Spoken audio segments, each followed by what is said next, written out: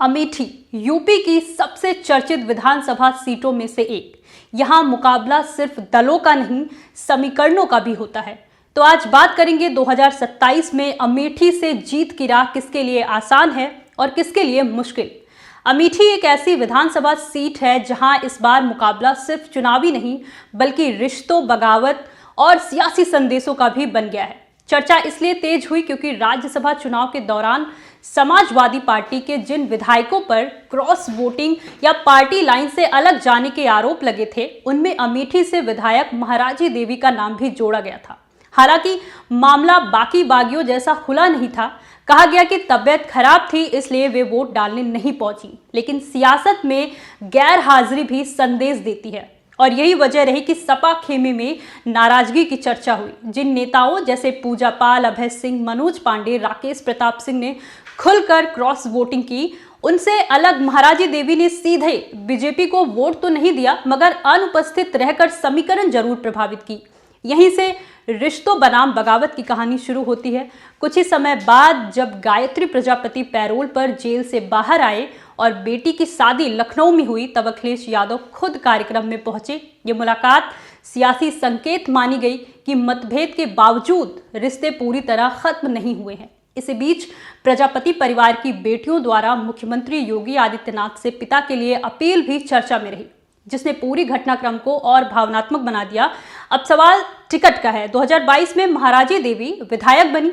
इससे पहले 2012 में उनके पति गायत्री प्रजापति यहां से जीते थे और मंत्री भी रहे। सहानुभूति, सामाजिक पकड़ और जातीय समीकरणों ने 2022 में उन्हें फायदा दिया, खासकर तब जब उनके पति जेल में थे। अमेठी वैसे तो चुनावी लड़ाइयों के लिए जानी जाती है, लेकिन इस सीट की सियासत में कई रहस्य भी दबे बताए जाते हैं। उन्हीं में से एक है गायत्री प्रजापति पर जेल के भीतर हुए हमले। सितंबर 2025 के आखिरी हफ्ते में लखनऊ जिला जेल में बंद रहते हुए एक बंदी ने उन पर वार किया था। सिर और हाथ में चोट आई, टांके लगे और उन्हें ट्रॉमा सेंटर ले जाना पड़ा। प्रशासन ने हालत स्थिर बताई, लेकिन हमला क्यों हुआ, उसके पीछे मंशा क्या थी, ये आज तक पूरी तरह साफ नहीं हो पाया। और यही वजह है कि अमेठी की राजनीति में इस घटनाक्रम का जिक्र अक्सर अनसुलझे रहस्य की तरह किया जाता है। खुद महाराजी देवी दावा करती हैं कि सड़क, खड़ंजा, बिजली जैसे काम उन्होंने कराए हैं और जनता का आशीर्वाद उनके साथ है, लेकिन मुकाबला इतना आसान भी नहीं है। बीजेपी यहाँ मुख्य चुनौती है और सहानुभूति बनाम विकास का नैरेटिव खड़ा कर रही है। स्मृति ईरानी की सक्रियता, मोदी योगी सरकार के project, ring road, bypass, overbridge, underpass, इन सब को मुद्दा बनाया जा रहा है। अमेठी का चुनावी इतिहास भी दिलचस्प है। कभी कांग्रेस का गढ़ रही ये सीट बाद में सपा और बीजेपी के बीच घूमती रही। 2002 में बीजेपी, 2007 में कांग्रेस, 2012 में सपा, 2017 में बीजेपी और 2022 में फिर सपा।